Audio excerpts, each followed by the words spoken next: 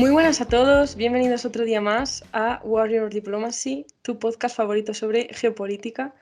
Hoy en Geopolítica 101 vamos a hablar de poder blando y poder duro. Estoy con Fabio Almada de nuevo. Hola Fabio, ¿qué tal todo? ¿Qué tal, Tania? ¿Cómo estás? O mejor digo, ¿qué onda? Porque estoy en México, terminando mis vacaciones de verano. Ya creo que en pronto tiempo regresaré a Europa a ver qué me depara y pues muy contento igual de compartir este foro contigo. ¿Tú qué tal? ¿Cómo estás? Yo muy bien. Bueno, sigo en Madrid, en España. Sigo, bueno, con las prácticas del máster, las he alargado este verano. Y bueno, poquita cosa, otro día más aquí. Muy contenta de estar aquí de nuevo y de traer un tema nuevo para nuestros oyentes. No, sin duda, sin duda. Y bueno, antes de introducir el tema que vamos a hablar hoy, los conceptos que vamos a definir hoy y a nuestro invitado, porque para este Geopolítica 101 tenemos un increíble invitado, simplemente un par de noticias rápidas y bueno, son cosillas que los oyentes habituales del podcast ya creo que tienen en mente, que es este nuevo newsletter que acabamos de sacar llamado War Brief, ¿no? Así como un brief que te mandamos al mes con las actualizaciones de qué está pasando en el mundo, uno que otro artículo, los más top del mes y pues a lo mejor hay un poquito de esa sección editorial con, pues, ¿qué pensamos? Que, ¿cómo está, para dónde está yendo el mundo, ¿no? Entonces, una manera interesante de mantenerse al tanto. Es verdad que en redes sociales todas las semanas sacamos los Weekly Warriors, ¿no? Con las noticias, los titulares más importantes que han pasado para que pues la gente le esté dando seguimiento a la actualidad, porque es verdad que para grabar un podcast nos tenemos que preparar bien las cosas, tener a nuestros invitados y nos solemos tardar, ¿qué será? Una semana después de que pasa un suceso grande, ¿no? Entonces, es una manera interesante de mantenerse al tanto. Tienen ahí nuestros enlaces a redes sociales abajo. Y pues nada, yo creo que podemos ahora introducir a nuestro invitado de hoy. Eh, lo mismo, o sea, esos oyentes habituales del podcast les ha de sonar su nombre. Martín, bienvenido una vez más de vuelta aquí a Warrior Diplomacy. ¿Qué tal? ¿Cómo estás? Hola Fabio, hola Tania, ¿cómo están? De verdad, muy contento y gracias por la invitación. Hombre, no, el gusto es nuestro de tenerte siempre que te tenemos acá. Salen muy buenas cosas y recordar de ese episodio que grabamos contigo, el de Naciones Desunidas, el episodio número 22, donde hablamos pues un poquito de las posibles reformas que la ONU podría tener para mejorar su eficiencia y también les dejaremos el enlace. Muy buen episodio. Y para aquellos que no se acuerdan, Martín es un diplomático peruano, es miembro de la representación permanente del Perú ante la OEA, así que ya has cambiado de trabajo, como nos estabas contando. Antes estabas como cónsul adjunto en el Consulado General allí en Washington, D.C. Hiciste tu máster en Security Studies en Georgetown. También me acuerdo que tenés un máster en Derechos Humanos de la Universidad Pontífica Católica del Perú. Y bueno, muchísimos estudios más. Tienes un currículum de locos, así que Martín, creo que no hay mejor persona que tú para hablar de ello. Así que bueno, recuerdo que antes hablábamos mucho en nuestros episodios, teníamos ahí una frasecilla muy interesante, que cada episodio era el favorito de alguien, ¿no? Y pues pensando en la temática de hoy, Martín, ¿de quién crees que va a ser el podcast favorito esta vez? Yo creo que el que va a escuchar a Tom Neas el podcast va a ser el profesor Joseph Nye. Debe ser el podcast favorito de Joseph Nye. No, sin duda, Joseph Nye, y va ligadísimo a lo que vamos a hablar hoy, ¿no? Que es pues el poder duro y el poder blando. Así que yo creo que podemos entrar directísimamente al tema. Y pues a ver, Martín, te dejamos que comiences tú. ¿Cuándo empieza este concepto? ¿Cuándo empieza Joseph Nye a hablar de ello? Y pues ahí vamos empezando a tomar la línea. Sí, de hecho, el concepto de soft power, Joseph Nye lo acuña en 1990 en un libro que se llama Bound to Lead, pero el libro no hablaba del término de soft power, simplemente que él lo menciona tangencialmente y de hecho en muchas entrevistas y en muchos papers, en Foreign Policy, Foreign Affairs, empezó a usar el término. Entonces, en el debate y sobre todo el ala dura de Estados Unidos empezó a criticarlo, diciendo, está bien que uses el término, pero sería bueno que lo desarrolles para poder entrar al debate. Eso fue mucho, sobre todo los que le exigían ese desarrollo del término eran los militares, que él abogaba porque era importante no enfocarnos solamente en un aspecto del poder y de la proyección de un Estado en términos geopolíticos. Y es así como él escribió su libro, su famoso libro llamado Soft Power, That Means to Succeed in World Politics. Y ahí es como él desarrolla un poco más el concepto arduamente. No, excelente, excelente definición. Y Joseph Nye, de verdad que muy buenos libros, pero volvemos a lo mismo, ¿no? Que al final son conceptos difíciles a entender, que están escritos en un nivel de inglés bien avanzado que a lo mejor mucha gente no tiene tanta familiaridad. Entonces, pues, la gran idea de este segmento era tratar de bajar estos conceptos a ejemplos de la geopolítica de hoy en día, palabras más sencillas. Así que bueno, creo que podemos primero empezar con la definición, a lo mejor de poder duro, hard power. Así que Tania, pues el foro es tuyo y a ver si nos logras pues bajar esto a idioma humano. Pues el poder duro o el hard power en general se refiere al poder coercivo ejercido a través de incentivos o amenazas. Pues es el poder que vemos en geopolítica normalmente, ¿no? Estamos familiarizados mucho con este poder, ya que se basa sobre todo en las Fuerzas Armadas y en las amenazas económicas. Intervención militar, la diplomacia coercitiva, las sanciones económicas y depende sobre todo de los recursos de poder que tengan los países, como, pues, como he comentado, como las Fuerzas Armadas o los medios económicos que tengan. Entonces, básicamente es la capacidad de coaccionar a otro país o a otro individuo para que actúe de la manera que nosotros queremos. Añadiendo lo que ha dicho Tania, creo que un ejemplo es cuando Estados Unidos impone sanciones económicas a Rusia o a Corea del Norte, o cuando Estados Unidos hizo la invasión a Irak. Básicamente, un ejemplo en cómo se usa el poder duro es, te obligan a hacer algo, y si es que el Estado al cual has obligado a hacer algo no acepta, impones una sanción, ya sea militar o económica. Pero algo que creo que es importante mencionar es que el poder duro ha perdido mucha eficacia en el mundo en el que estamos hoy en día. Y de hecho es cada vez más complicado y más complejo de usar. O sea, vemos que las intervenciones militares y las acciones económicas se emplean más de última ratio, más que una herramienta de política exterior del día a día.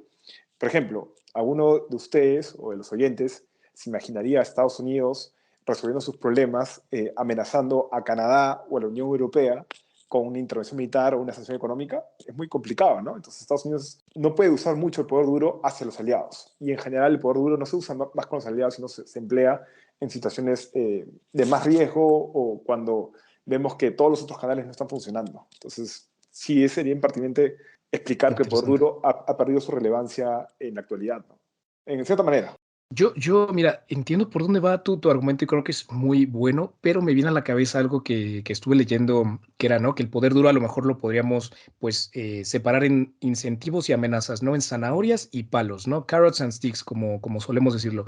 Y es verdad, estoy de acuerdo contigo que a lo mejor los americanos no pueden agarrar y amenazar a la Unión Europea, pero a lo mejor tienen maneras de hacer esos incentivos de, oye, o haces esto o vamos a poner un arancel y ya no van a poder exportar vino, cosas así que a lo mejor no es tan soft power, sí es un poco más hard power, pero sin ser, oye, te ataco con una bomba, ¿no? Entonces, a lo mejor es un estilo, no sé, de hard power como liviano, porque tampoco diría eso es un soft power, ¿sabes? Que ahora también vamos a explicar. Pero ¿cómo lo ves tú, Martín? No, definitivamente de acuerdo con lo que tú señalas, en que justamente el poder duro funciona como una serie de mecanismos de incentivos y amenazas, pero vemos que solamente es una dimensión del poder, ¿no? El poder, que al final es hacer que otros hagan lo que tú quieres que hagan, tiene distintas variantes. Entonces creo que justamente tal cual el poder duro como está y todavía se sigue aplicando, sí cada vez es más complejo de emplearse, porque las relaciones internacionales, la forma en cómo se ejerce poder ha ido cambiando. Pero definitivamente estoy de acuerdo con lo que acabas de señalar. Bueno, siguiendo un poquito aquí la narrativa, que ya hablamos un poco igual del poder blando, el soft power, pues habrá que explicarlo, ¿no? Entonces yo creo que para definir soft power podríamos decir que es esta capacidad de persuadir a otros países, otros estados, para que hagan lo que uno quiere, ¿no? Y según Joseph Nye, el señor, el que será este su episodio favorito, el poder de persuasión se basa en la atracción y la emulación, ¿no?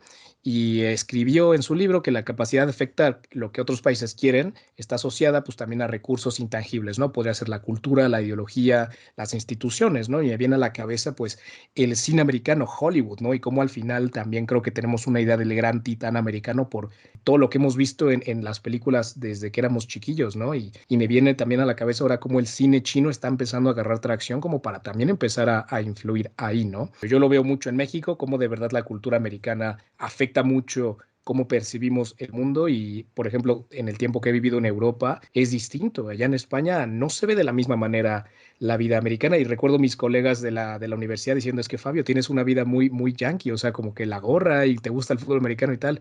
Y digo, es verdad, es que estamos muy influenciados por eso y eso siento que es distinto. Pero bueno, ¿ustedes cómo definirían el soft power?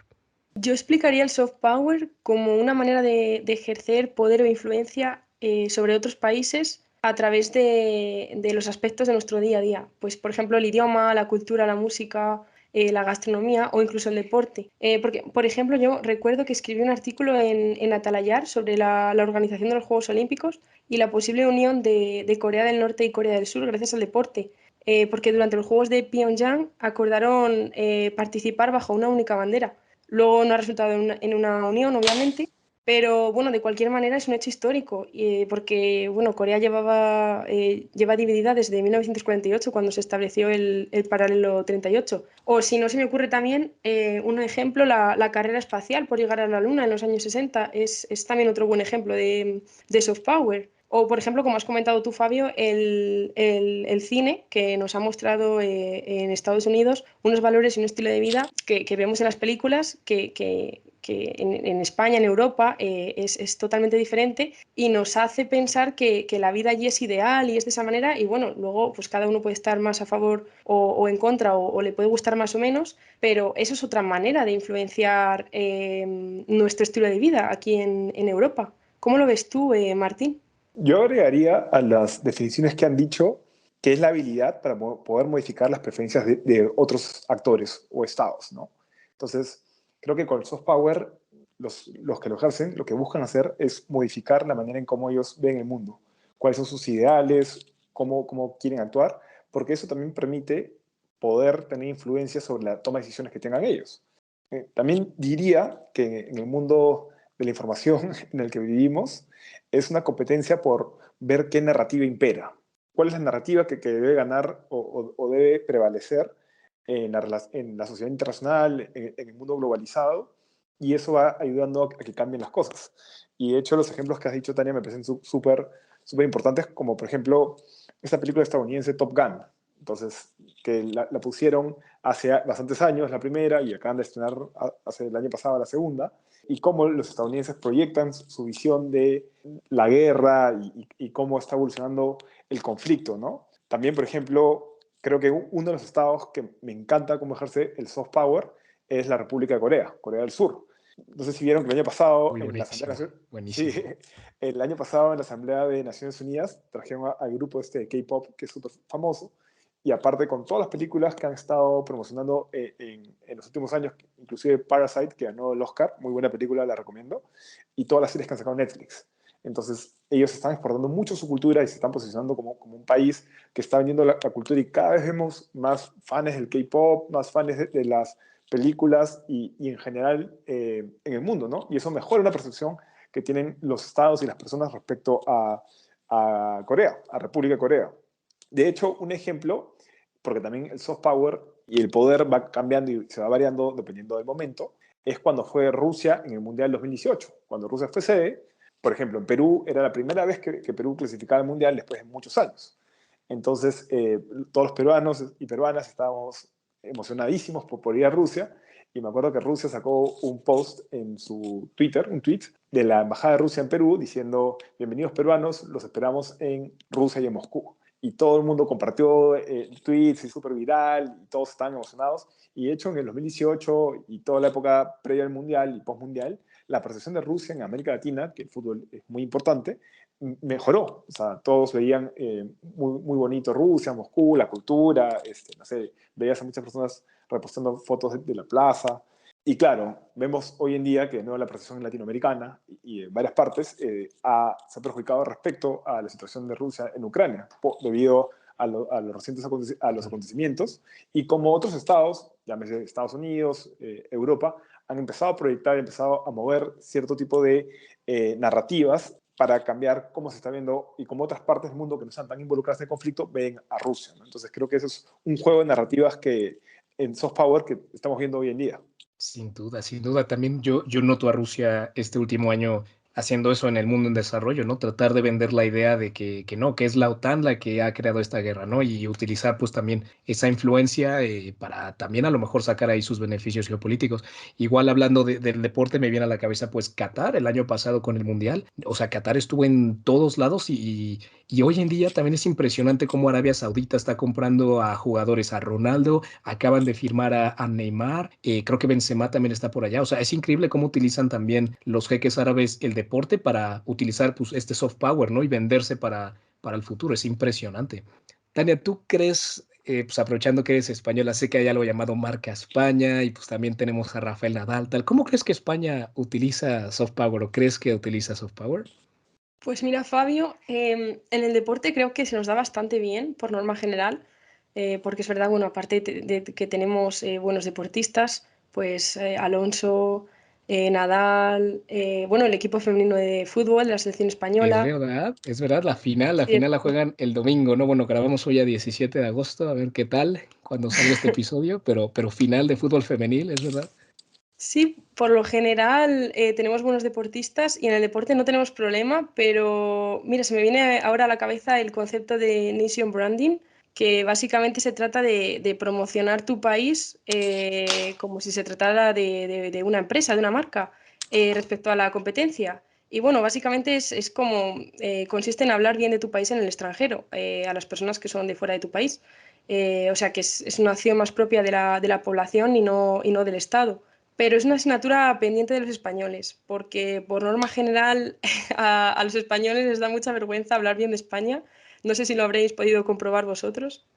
Sí, es verdad, es verdad. No, y increíble país que es España, de verdad. Sí siento que hace falta eso, ¿no? Como que cómo venderte al planeta. Y me viene un poquito a la cabeza también, te pregunto a ti, Martín, porque lo veo ahí en nuestro documento, lo que es la diplomacia pública, ¿no? También yo lo veo, muchos embajadores que sigo en Twitter, cómo utilizan esas plataformas, pues para lo mismo, vender su país, vender inversiones. Y te quería preguntar, tú que te mueves en mundos diplomáticos, ¿qué es la diplomacia pública? ¿Es soft power o cómo lo definirías? De hecho, la diplomacia pública es una herramienta de proyección de soft power, de poder blando.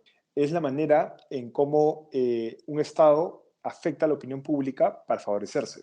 Es como es la información que proyectan, es los proyectos culturales que un Estado exporta y es el establecimiento de relaciones sostenibles en el largo plazo, con actores claves que ayuden a mejorar la posición del país, ¿no? Entonces, de hecho, cada vez que ustedes ven los Instagram, los TikToks, todas las redes sociales de las cancillerías del mundo, lo que ahí están buscando hacer es vender una idea de lo, que es, de lo que son los países y cómo proyectar para que las personas que escuchan o relacionan, ya sean los nacionales del país o personas que están en otros países, les calce ciertas narrativas o ciertas ideas clave de los países.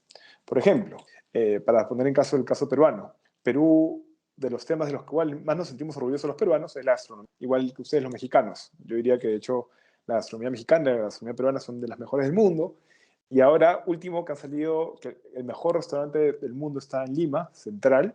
Nosotros lo hemos promocionado bastante, ¿no? Entonces, vemos que muchos de los mejores restaurantes del mundo están en Perú, muchos de los mejores restaurantes de Latinoamérica están en Perú. Entonces, eso ayuda a Perú a venderse como un país rico en gastronomía, rico en cultura, muy bueno para los turistas, entonces atraer inversiones, al igual que con el pisco, ¿no? Entonces, cuando nosotros promocionamos, y de hecho también tenemos un término que lo llamamos como la gastrodiplomacia, y promocionamos justamente por nuestras redes sociales lo que es el turismo, la cultura y la comida peruana. Esa es una forma en cómo con diplomacia pública vamos intentando vender lo que es el Perú y también haciendo un poco lo que Tania habló de el branding del país, ¿no? Hoy en día todas las cancillerías de los países están viendo cómo mejoran su diplomacia pública y vemos que ha habido inclusive una proliferación del término diplomacia pública y en todas las maestrías en relaciones internacionales y en diplomacia. Entonces, esto te demuestra también cómo los estados son cada vez más conscientes en que, los estados y la academia son cada vez más conscientes en que es importante ejercer también en esta esfera del poder y cómo proyectan la imagen que tienen de ellos. Entonces, eso también te muestra cómo el poder blando se está sobrevalorando justamente para alcanzar los objetivos de política exterior que tienen los estados.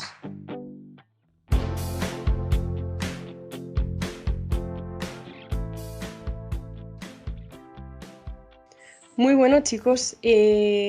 Ahora yo creo que bueno, entrando más en detalle en opiniones y análisis que podemos hacer nosotros, yo creo que sobre todo hay que darle importancia hoy en día en cuanto al poder blando, a la influencia en la opinión pública, ¿no? Hemos estado hablando de national branding, de smart power, de diplomacia pública, pero sobre todo yo veo muy importante hoy en día la influencia de la opinión pública porque sobre todo en las democracias en las que podemos votar, el objetivo que pueden tener algunos países, que es cambiar la manera de pensar de las personas para influenciar el voto, como por ejemplo durante el Brexit. Se habla bueno, de una votación en la que las personas que votaron, la información que recibieron en los días previos, no era una información 100% verídica o estaba sesgada de tal manera que influenció el voto de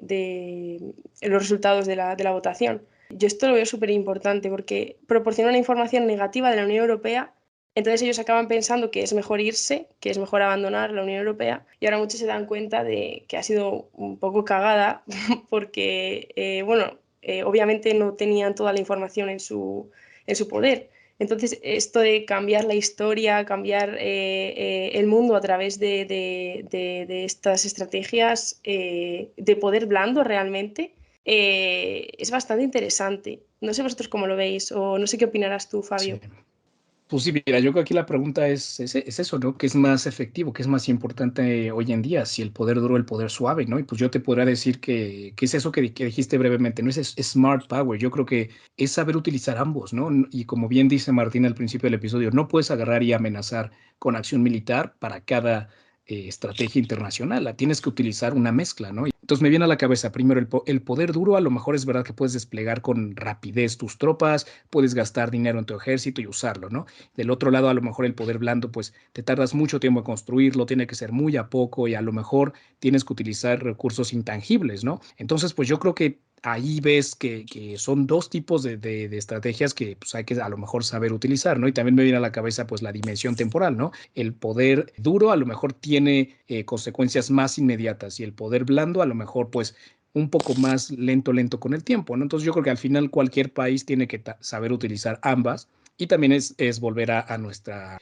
teoría principal aquí en Warrior Diplomacy, que es el realismo, que hay países que pues tienen un poder duro más real, más fuerte, que sí que puede tener más resultados, y a lo mejor hay países como que no. Yo me pongo a pensar en el caso de México, cómo México podría utilizar su poder duro, y digo, pues es que poco, o sea, poco. ¿Cómo podremos nosotros influir en política en otros países de Latinoamérica? Y pues no creo que podamos utilizar poder duro de una manera, menos de eso, aranceles o tal, pues no lo sé. Pero yo te quiero preguntar a ti, Martín, ¿tú cómo ves esto? ¿Poder duro, poder suave? ¿Cuál crees que un país podría priorizar?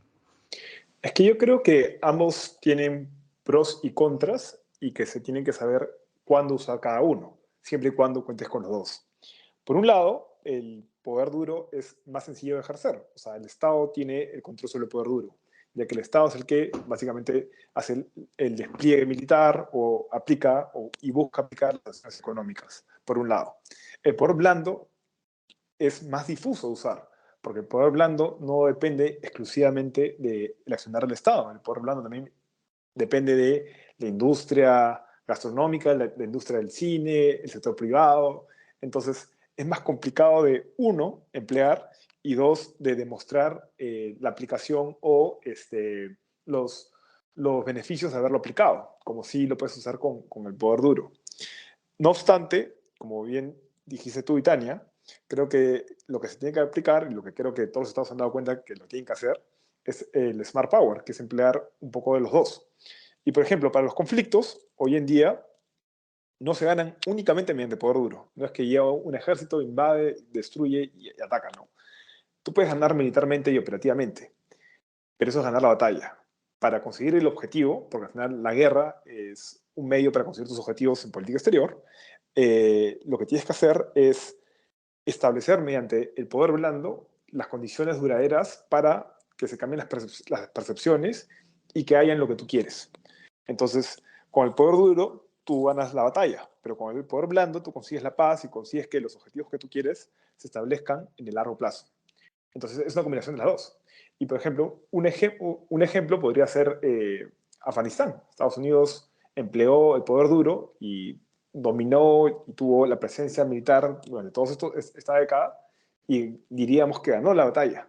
Pero vemos que no era sostenible en el largo plazo porque no supo cómo implementar a partir del poder blando la cultura o los cambios que ellos necesitaban en el territorio para que sigan las percepciones que a ellos les favorecían.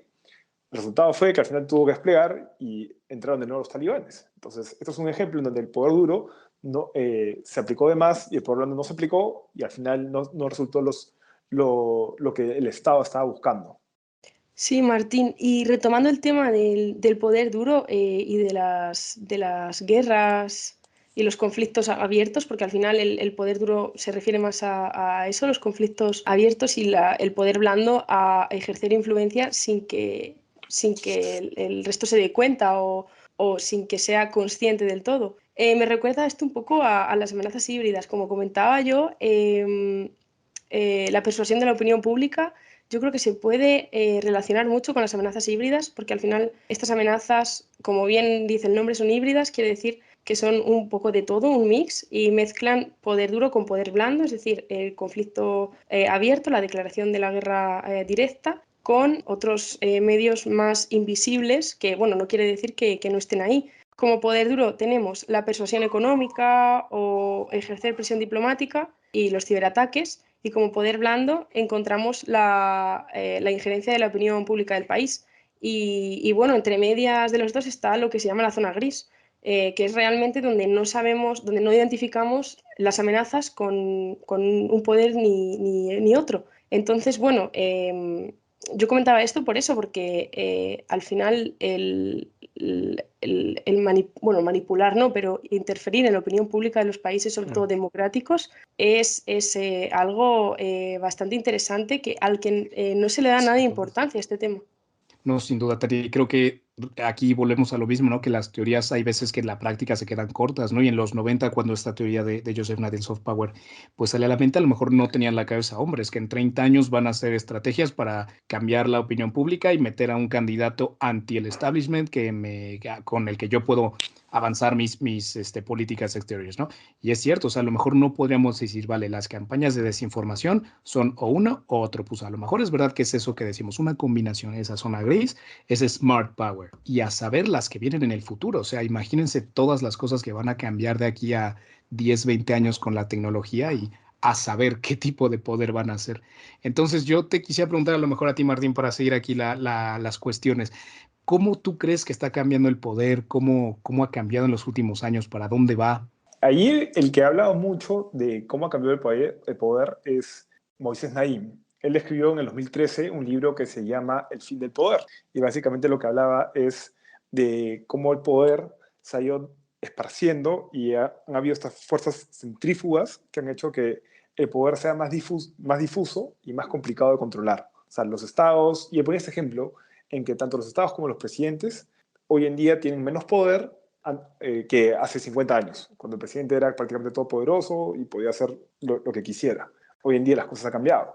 Y eso también se debe a la información a la cual las personas estamos sujetas. Se debe a cómo las redes sociales han hecho que el mundo se conecte. Entonces es más complicado hacerlo y todas las personas estamos sujetas a más información. Y es por eso que también es importante entrar a esta guerra de narrativas que mencioné al inicio.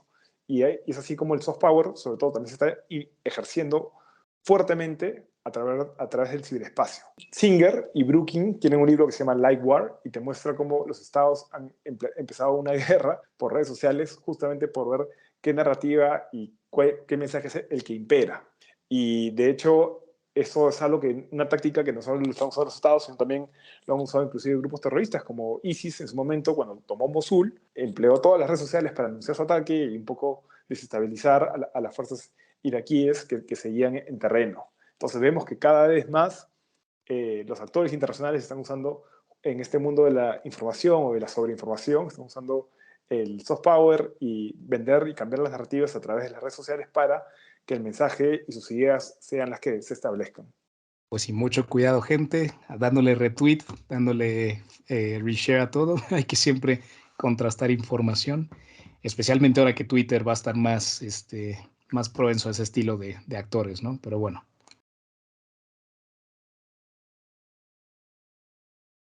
Bueno, chicos, así como resumen, ¿qué país qué país se os ocurre que ejerce un buen poder blando?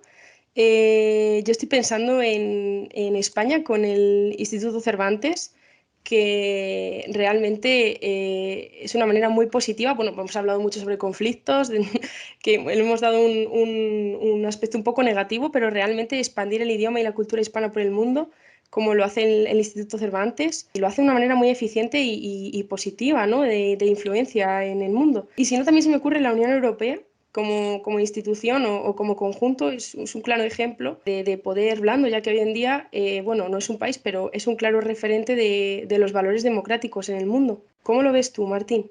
Yo creo que un Estado que está en la competencia mundial por ser el hegemón y se ha dado cuenta que no solamente importa el poder económico ni el poder militar, sino también el poder cultural y el poder blando, es China. Y de hecho voy a dar tres ejemplos con China. El primero es, al igual que el Instituto Cervantes, los institutos Confucios. Cada vez China invierte más en la expansión de institutos Confucios porque se ha dado cuenta que si quiere ser el hegemón o el líder mundial, necesita que la gente hable su idioma y entienda su cultura. Entonces, lanza por todo el mundo los institutos, da bastantes becas para que la gente pueda acceder a estudiar. Lo otro es que también China es, a partir del 2021, el estado que tiene más embajadas y más misiones diplomáticas del mundo. Superó a Estados Unidos. Entonces se ha dado cuenta que es importante establecer embajadas y misiones diplomáticas consulares para también tener presencia y poder expandir su cultura. Y por último, China tiene un programa que da becas a funcionarios diplomáticos de todo el mundo.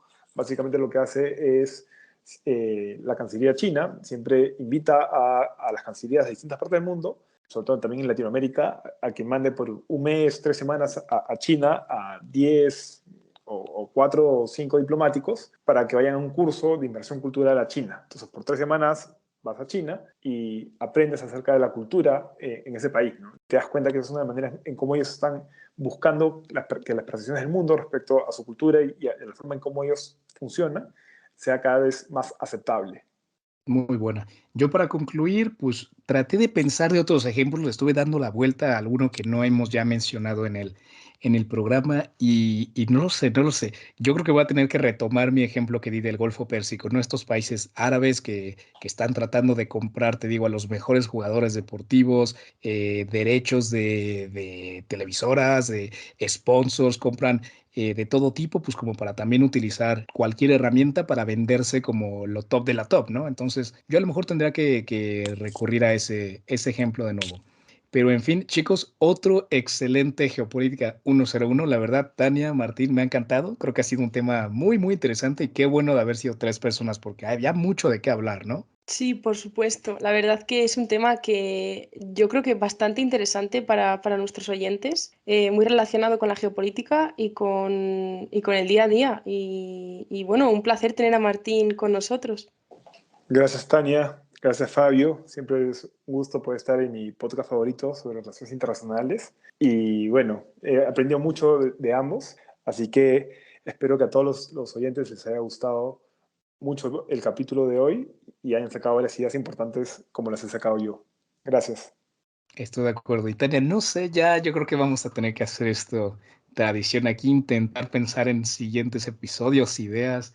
Yo te suelto uno a ver qué te parece porque lo pensé y creo que está muy bueno y es explicar lo que es el fundamentalismo, ¿no? Y esta manera de pues llevar al extremo religiones, ideologías, ¿no? Y a lo mejor explicar el fundamentalismo hindú y cómo Modi lo utiliza en India o a lo mejor cómo el fundamentalismo del Islam ha ayudado también a radicalización de grupos terroristas, no lo sé, es una idea que se me viene a la cabeza. Lo siento por tirarte aquí la bola así de la nada, Tania, pero tú, ¿alguna idea que tengas por ahí?